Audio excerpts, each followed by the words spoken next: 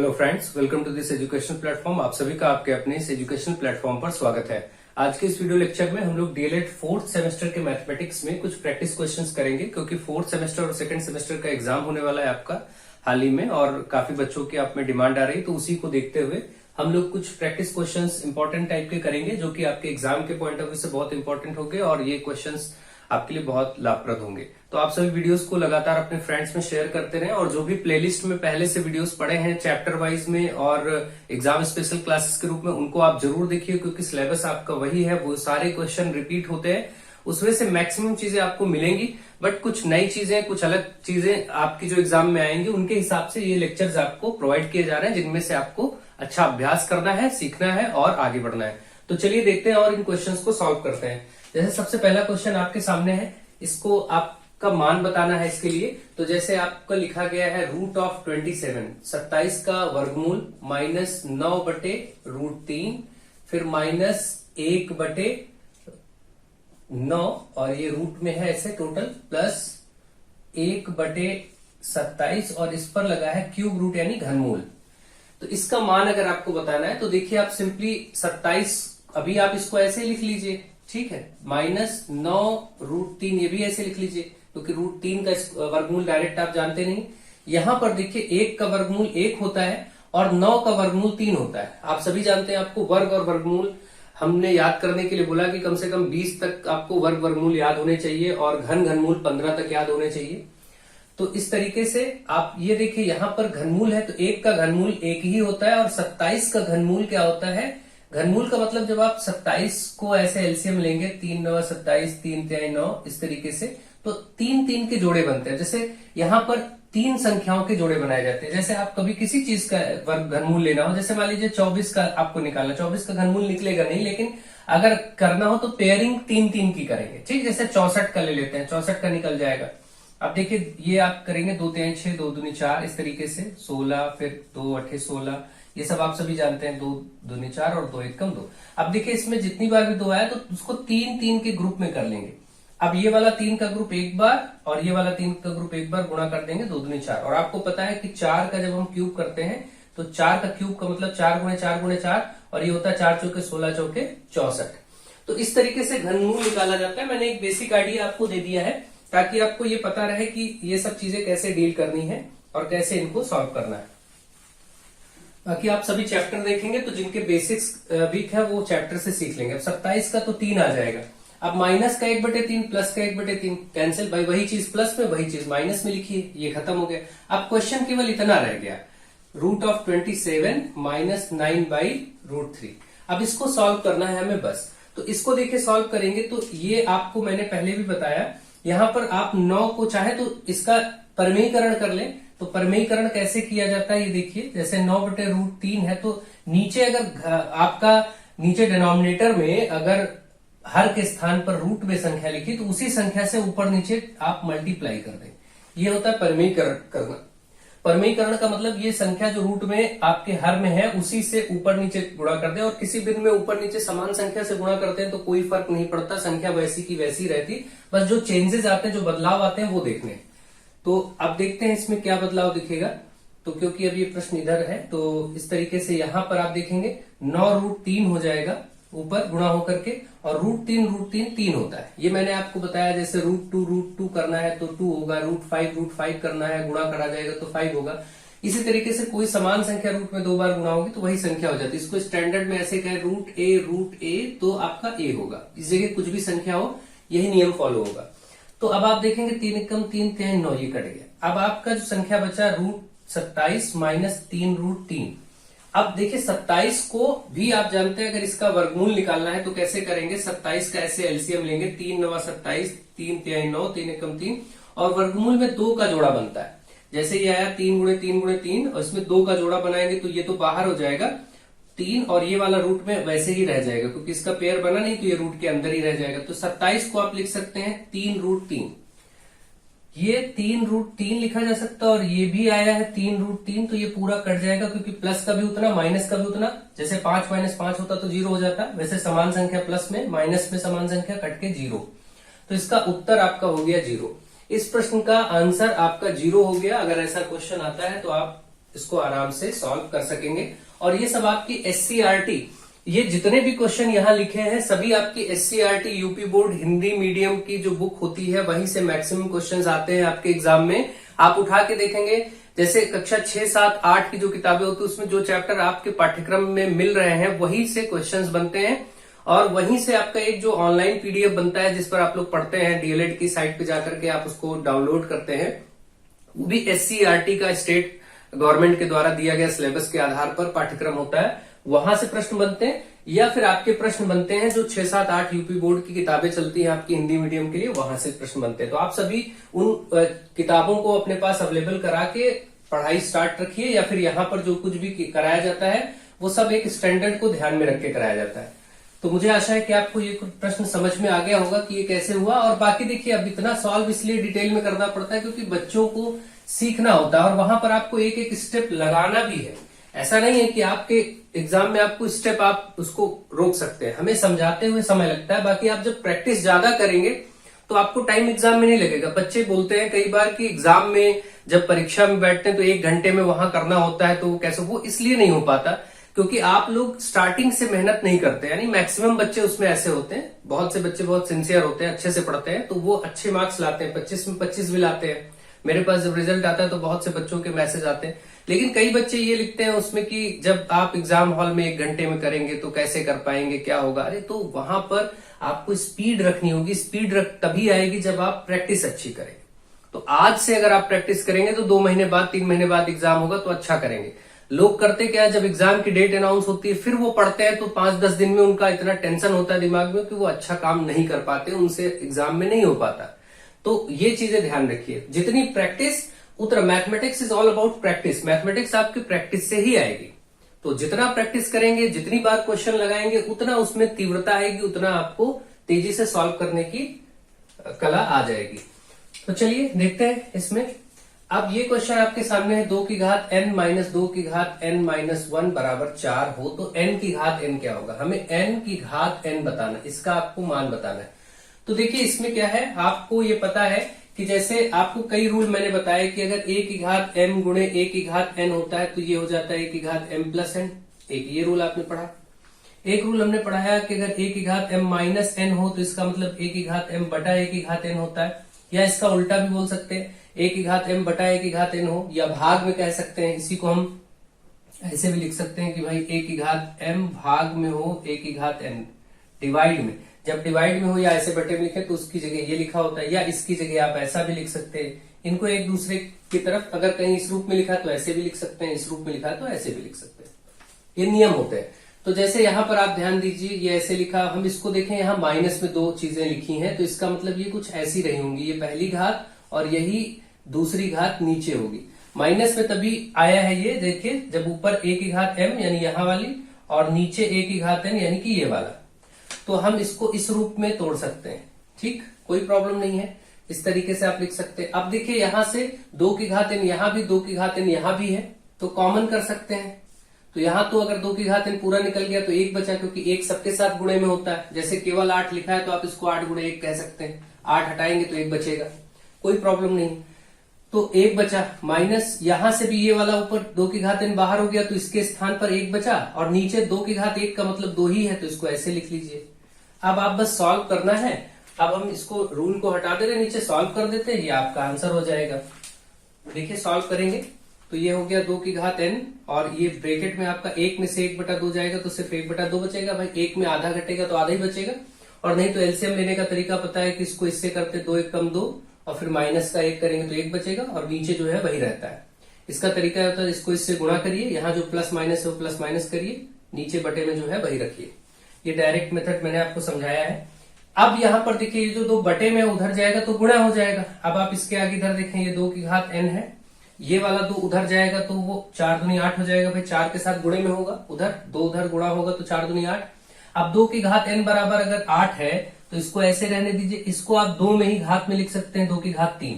अब जब आधार समान होता है तो घातें भी समान होती है। ये रूल मैंने आपको बताया कि अगर a की घात m बराबर a की घात n ऐसा है, अगर ऐसा है तो m और n भी ये बराबर माने जाते हैं।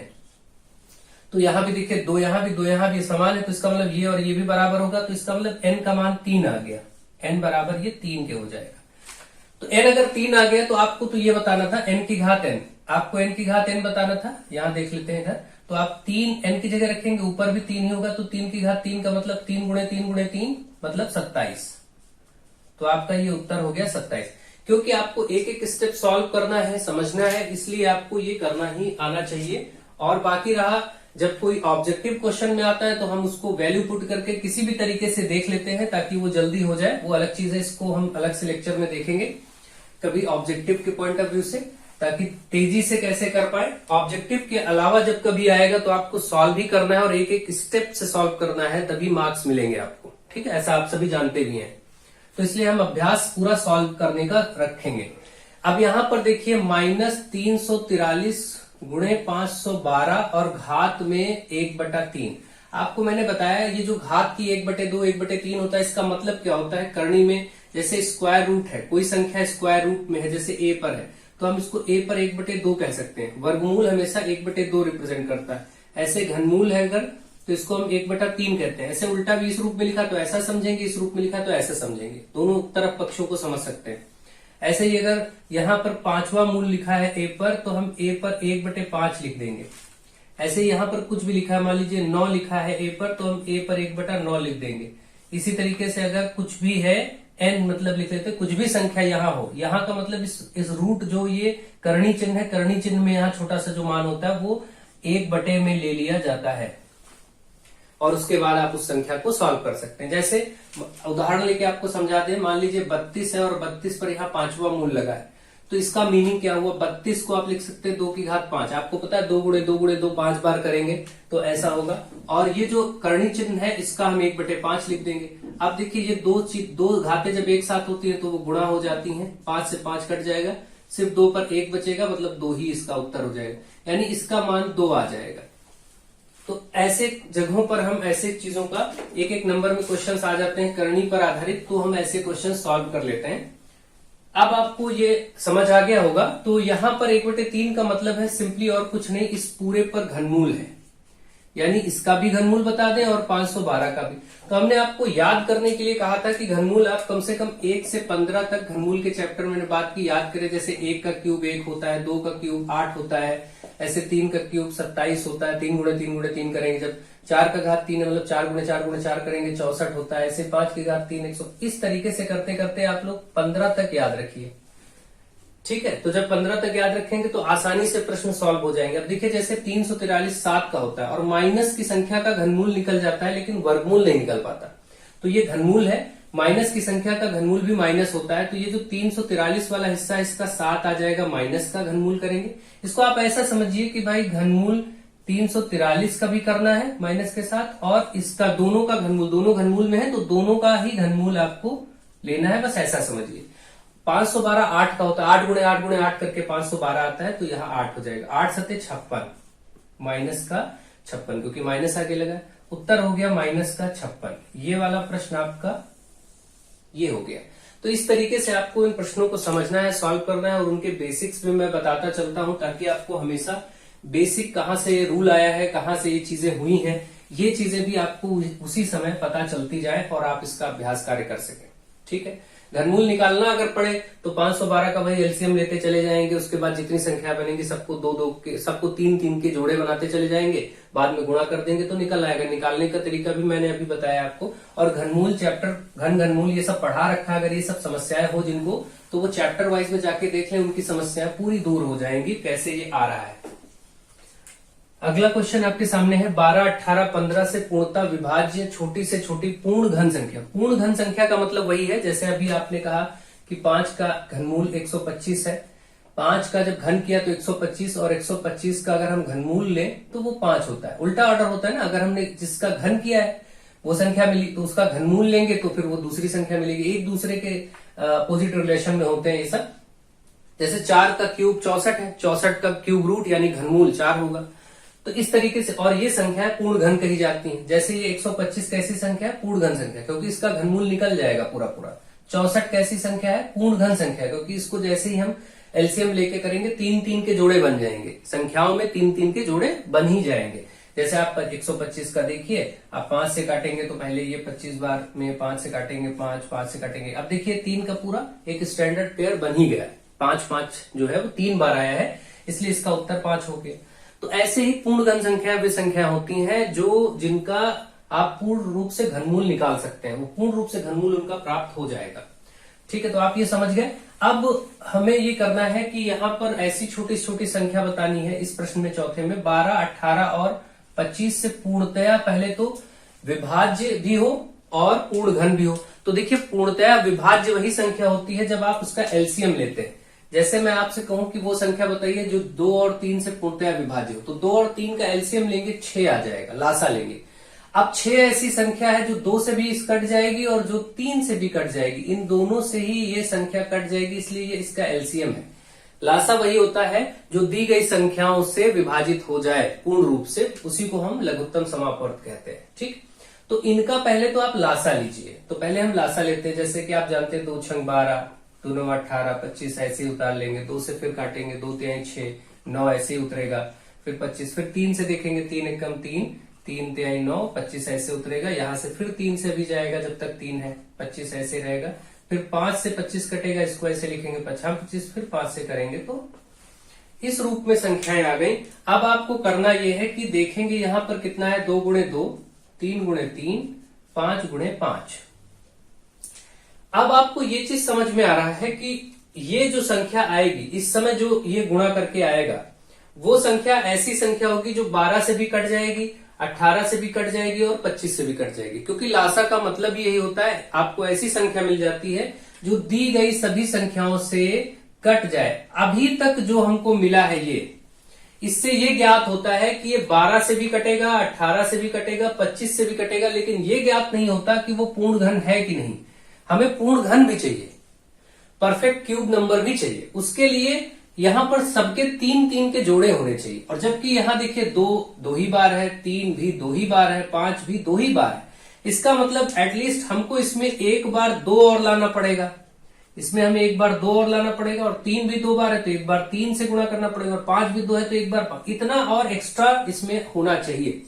अगर अब देखिए जो कुछ है यहां तक, उसमें 2 कितनी बार है, 1 2 3, 3 कितनी बार, 1 2 3, 5 कितनी बार, 1 2 3। यानी अब ये पूर्ण घन भी है और इनसे सबसे कटेगा भी, क्योंकि गुणे में कोई दिक्कत नहीं है। गुणे में कुछ भी बढ़ा है तो इनसे तो कट ही जाएगा। 12 से देखिए कटना है तो 2 दूनी 4, 3 12 कट गया।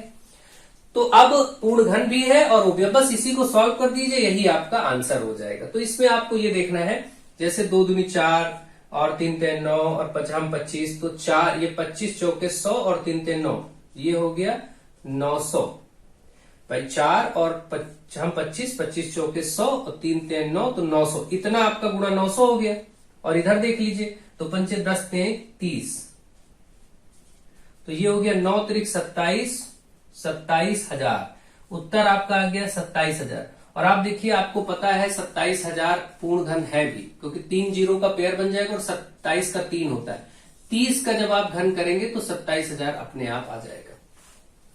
आपको मालूम है, इसका मतलब आपका जो उत्तर आया है वो बिल्कुल सही है। 27 3 का घन होता है और ये 1007 में वो 10 का घन होता है, 10 गुणे 10 गुणे 10। इसका मतलब 100% आपने जो सॉल्व किया वो बिल्कुल सही उत्तर है। पूर्ण घन संख्या भी है आपके सामने और इन संख्याओं से कट भी जाएगी। तो आपका आंसर हो गया 27,000। अगला क्वेश्चन नंबर 5 है, निम्न में हार्डी रामानुजन संख्या किसे कहते हैं। देखिए, हार्डी रामानुजन संख्या आपके सिलेबस पाठ्यक्रम में ऐसे नहीं है, ये अलग टाइप का प्रश्न है, लेकिन फिर भी वो क्यूब पर आधारित है, इसलिए ऐसे प्रश्न को आपको समझना जरूरी है। और ये कक्षा 8 की बुक में भी दिया गया है, आपके एक्सरसाइज में गिवन है, इसलिए कभी 1 नंबर में ऑब्जेक्टिव में पूछा जा सकता है। हार्डी रामानुजन जी के बारे में आप सभी जानते हैं कि वो बहुत बड़े मैथमेटिक्स गणितज्ञ थे और वो विदेश गए थे, तो वहां पर एक प्रोफेसर थे हार्डी जिनके साथ ही रहते थे। तो हार्डी और रामानुजन ये 2 लोग हैं, विदेश में दोनों लोग साथ में थे। उस दौरान ये प्रोफेसर हार्डी एक बार एक टैक्सी से इनके घर पहुंचे और पहुंचते ही उन्होंने कहा कि आज मुझे जिस टैक्सी से आया हूं उस टैक्सी में एक नंबर पड़ा था, उस टैक्सी का नंबर था 2729 और ये बहुत ही विचित्र नंबर है, बड़ा बोरिंग सा नंबर है, ऐसा उन्होंने बोला हार्डी ने रामानुजन जी से। तो रामानुजन जी बहुत बड़े मैथमेटिशियन थे, उन्होंने कहा नहीं, ये नंबर टैक्सी का बोरिंग या बेकार नहीं है, बहुत अच्छा नंबर है, क्योंकि ये एक ऐसा इकलौता नंबर है, छोटे से छोटी संख्या है, ये ऐसी छोटी से छोटी संख्या है जिनको दो तरह से घन करके, क्यूब करके, उनका योगफल करके प्राप्त किया जा सकता है। जैसे उन्होंने इसके उत्तर में बताया कि अगर आप 12 का क्यूब करें और 1 का क्यूब करें, इसको जोड़ें, तब भी ये मिल जाएगा।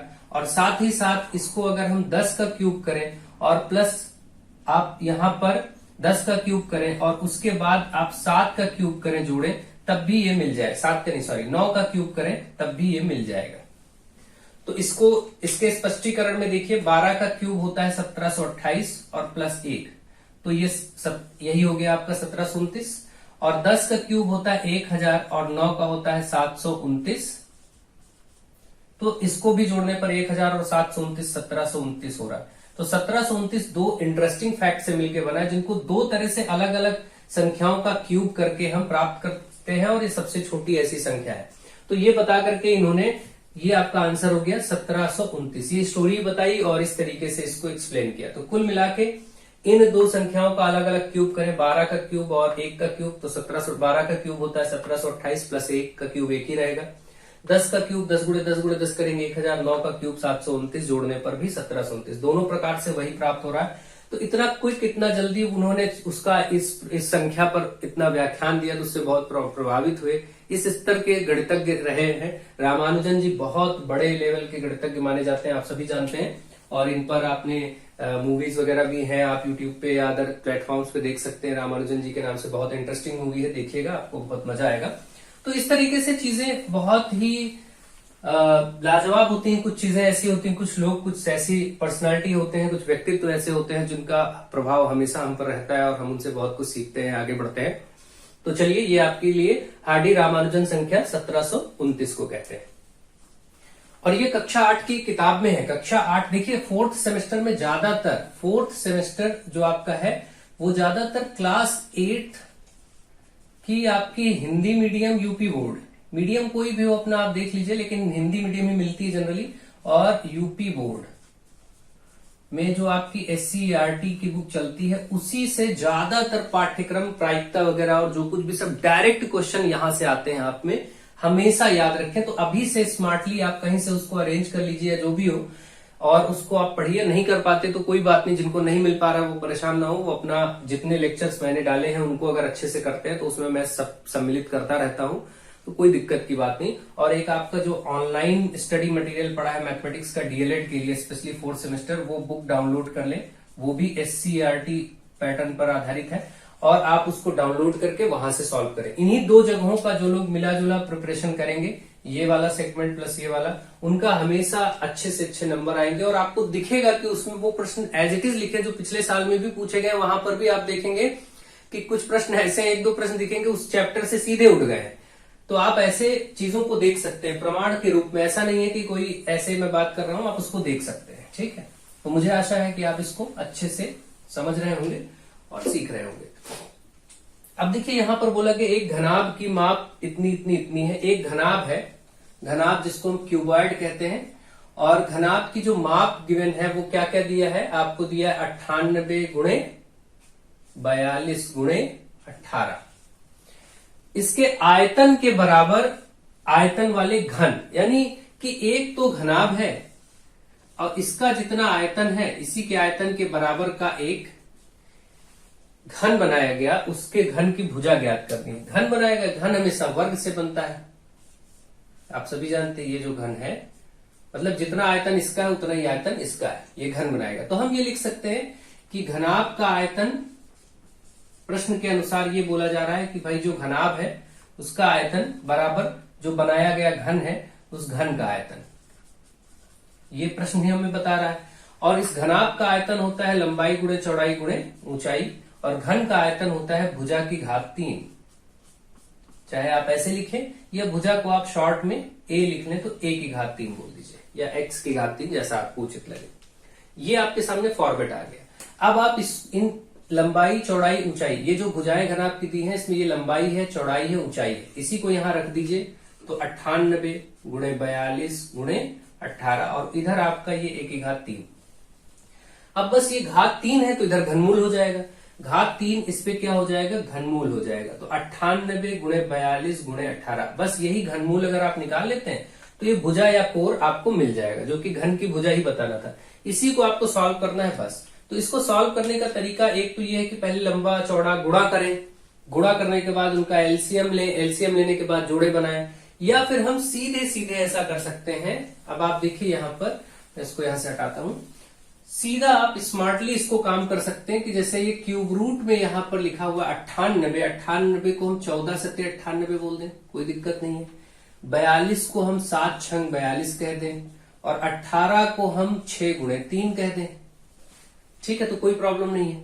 आप देखिए इतना आपका हो गया। इसके बाद इसे और ब्रेक कर दीजिए, 14 को आप 2 गुणे 7 कह दीजिए, 7 तो इधर है ही ये, 6 को आप 2 गुणे 3 कह दीजिए, इस 6 को भी आप 2 गुणे 3 कर दीजिए, और ये वाला 3 किनारे। अब सारे देखिए अपने आप ऐसे सिंपल हो गए। अब अंत में काम तो यही होता है कि आपको सिर्फ पेयर करने होते हैं, जोड़े बनाने होते हैं। तो 2 2 और 2, 3 बार तो 2 है आपका यहां पर, और 1 2 3, 3 बार आपका 3 भी हो गया, और 7 भी 3 बार आपको दिख रहा है यहां पर। तो इस तरीके से आपने जैसे ही किया तो आप देखेंगे ये पेयर आपके बन जाएंगे 2 गुणे 3 गुणे 7, तो 2 3 6 7 42, आपका यहाँ पर 42 उत्तर हो जाएगा। यानी जो घन बन रहा है उसकी भुजा 42 होगी। अब यहीं पर अगर वो बोलता कुछ और चीज पूछता कि उस घन का पार्श्व क्षेत्रफल क्या है, संपूर्ण क्षेत्रफल क्या है, तो उनके सूत्र आपको मालूम है, वहां पर आपको भुजा का मान मिल गया है, ए का मान मिल गया है 42। अब आप इसको रख के कुछ भी बता सकते हैं जो आपका प्रश्न में बदलाव हो। तो बेसिक पैटर्न यही है। इसके बाद कुछ नया वो चेंज करते हैं तो कोई दिक्कत नहीं है। अगर वो भुजा की जगह उसका विकर्ण पूछ लेते, कहते कि भाई उस घन का विकर्ण बताइए, घन का विकर्ण, भुजा ना कहते, तो घन का विकर्ण का सूत्र होता है a√3, भुजा √3, तो भुजा 42 है, साथ में √3, ये उत्तर हो जाता है। अगर विकर्ण पूछते तो ऐसे कुछ भी पूछे आप ऐसा कर सकते हैं बस, लेकिन बेसिक अप्रोच आपकी वही लगेगी और कोई दिक्कत नहीं। तो मुझे आशा है कि आपको ये चीज समझ में आ गई होगी कि कैसे आपको बेसिक्स फंडामेंटल जो कॉन्सेप्ट्स होते हैं वो आपके हर तरह के क्वेश्चंस को डील करा देते हैं, और इनका अभ्यास कार्य जो है आपको आपकी स्पीड में तीव्रता लाता है। जितना अभ्यास करेंगे, जितनी बार क्वेश्चन सॉल्व करेंगे, उतना माइंड उस पर लगेगा और कुछ नया बदलाव भी आपको पकड़ में आएगा और आप उसको सॉल्व कर पाएंगे। चलिए अगला क्वेश्चन देखते हैं। क्वेश्चन नंबर 7, उस ठोस धात्विक घन की कोर क्या होगी जिसे पिघलाकर 3 सेंटीमीटर 4 सेंटीमीटर 5 सेंटीमीटर कोर के 3 ठोस घन बनाए जाते हैं। देखिए ऐसे 3 घन पिघला के बने हैं। अगर ये 3 घन बने हैं तो इनका जो मिला जुला आयतन होगा वो उस बड़े घन के आयतन के बराबर होगा। ये कॉन्सेप्ट यहां काम करता है। जब कभी ऐसे प्रश्नों एक आकृति को पिघला के दूसरी आकृतियों में ढाला जाए तो उनका आयतन नहीं बदलता, ये आप याद रखेंगे। तो इसका मतलब कि जो आपका ठोस घन बड़ा वाला है, या जो ऐसे लिख दें बड़े ठोस घन का आयतन बराबर तीनों घनों का आयतन, जो 3 घन बनाए गए उन तीनों का सम्मिलित आयतन। इसका मतलब तीनों घन क्या है, एक की भुजा 3, और घन का आयतन आप सभी जानते हैं सूत्र की, भाई घन का जो आयतन होता है वॉल्यूम वो होता है भुजा की घात 3, बस घात 3 करके निकाल दिया जाता है। तो मतलब अगर हम पहले घन का आयतन चाहे जिसकी भुजा 3 है तो इसका क्यूब करेंगे तो इसका आयतन हो जाएगा, प्लस दूसरे का करें क्योंकि हमें तीनों का आयतन चाहिए, और तीनों का आयतन का जो प्लस योगफल होगा वो मिल करके इस बड़े ठोस घन के आयतन के बराबर होगा। ठीक है, यहां पर हम इसको भी ले लें आयतन को। अब आप देखिए 3 का हो जाएगा 27, 4 का हो जाएगा 64, और 5 का हो जाएगा 125। आपको पता है 5 गुणे 5 गुणे 5, ये सब जोड़ करके आपको मिलेगा। और इन्होंने कहा है 3 ठोस घन, उस ठोस धात्विक घन की कोर, आपको इधर बड़े वाले घन की कोर बतानी, और इसका आयतन क्या होता है, जो ये वाला आयतन आपको बताना। आपने लिखा आयतन V, आयतन इसका होता भी है भुजा की घात 3, तो इसकी जगह हम लिख दे भुजा की घात 3, यही भुजा ज्ञात करनी। इस आयतन की जगह हमने रख दिया भुजा की घात 3, क्योंकि हमें आयतन नहीं बताना था इसका, बल्कि इसकी भुजा बतानी, तो भुजा की घात 3 इधर लिखते चलेंगे।